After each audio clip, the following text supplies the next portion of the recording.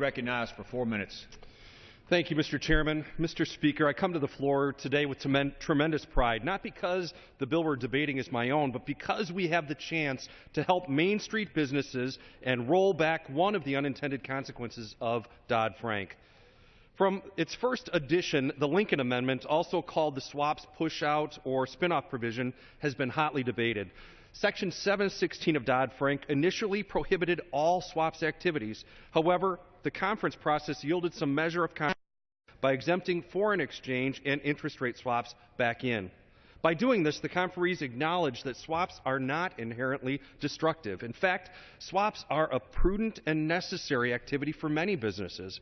When oil prices spike or corn prices plummet, farmers and manufacturers rely on financial products like swaps to weather the uncertainty. And many of these businesses use banks as counterparties, where they have long-standing relationships with trusted institutions. Limiting banks' ability to serve their customers will cost these customers more as they are forced to find new, less stable partners. Section 716, as it stands now, would force certain swaps out of federal prudential regulator supervision and push them into affiliated entities that are not subject to the same oversight and regulation. This is why some of the loudest critics of the push-out provision have been federal regulators, like the Federal Reserve Chairman Bernanke and Paul Volcker.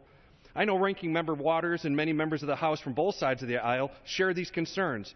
Moving swaps out of banks, while intended to reduce risk, may actually increase it. This is one of the reasons I introduced H.R. 992.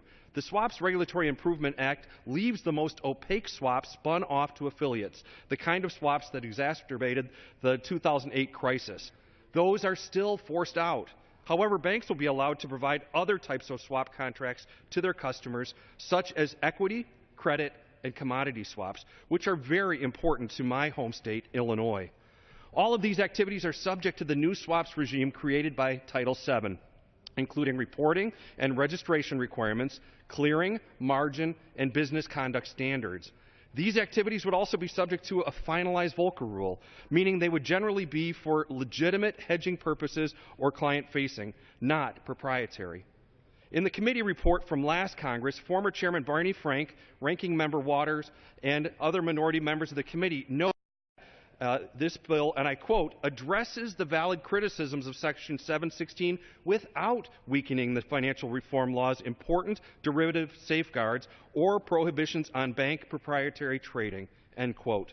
This is every bit as true of the bill we are considering today as it was in the last Congress. H.R. 992 addresses the valid criticisms of Section 716. And I quote, concerns about whether pushing swaps out of banks is the best way to mitigate against future systemic risk, to quote Ranking Member Waters.